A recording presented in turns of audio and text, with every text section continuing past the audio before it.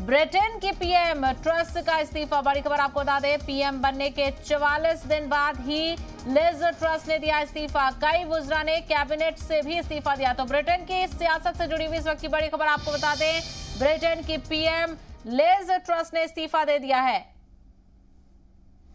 And we set out a vision for a low-tax, high-growth economy that would take advantage of the freedoms of Brexit. I recognise, though, given the situation, I cannot deliver the mandate on which I was elected by the Conservative Party. I have therefore spoken to His Majesty the King to notify him that I am resigning as leader of the Conservative Party. This morning I met the chairman of the 1922 committee, Sir Graham Brady. We've agreed that there will be a leadership election to be completed within the next week. This will ensure that we remain on a path to deliver our fiscal plans and maintain our country's economic stability and national security. I will remain as Prime Minister until a successor has been chosen. Thank you.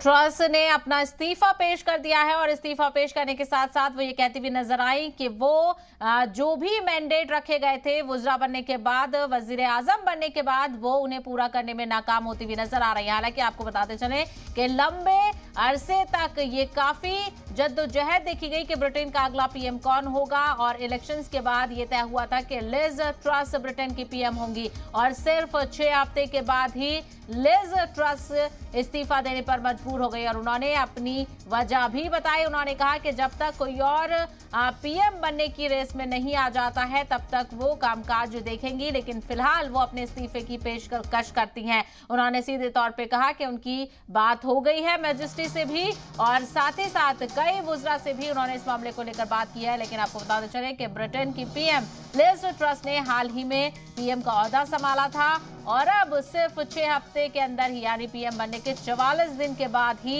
Liz truss ने इस्तीफा दे दिया है। कई वुज़रा ने भी cabinet से इस्तीफा दे दिया है क्योंकि जिस तरीके से ब्रिटेन में इकोनॉमिक क्राइसिस देखे जा रहे हैं और तमाम तर जो परेशानियां सामने आ रही हैं उसको लेकर ही ये कहा गया था कि पीएम इन सारी चीजों को देखेंगे और इकोनॉमिक क्राइसिस से उभारने की ब्रिटेन को कोशिश करेंगे। लेकिन सीधे तौर पर लिज ट्रस कहती हुई नजर आई कि वो जो मैंडेट डिसाइड किए गए थे, जो इकोनॉमिक क्राइसिस से उभारना था, वो उनको डिलीवर करने में नाकाम साबित हो रही हैं। इसीलिए उन्होंने ये फैसला लिया है कि वो अपना इस्तीफा पेश करती हैं। तो ब्रिटेन की पीएम लिज ट्रस ने इस्तीफा दे दिया है और आपको बताते चले कि पीएम बनने के सिर्फ 44 दिन बाद आखिर ऐसी क्या वजह आ गई और किन परेशानियों के चलते ये इस्तीफा दिया गया है। क्या लिज ट्रस पर कोई दबाव था? हालांकि उन्होंने इस्तीफे की पेशकश के बाद बयान भी दिया कि वो किन वजहों से दे रही हैं, लेकिन सियासत में इस हवाले से कई सवाल उठ रहे हैं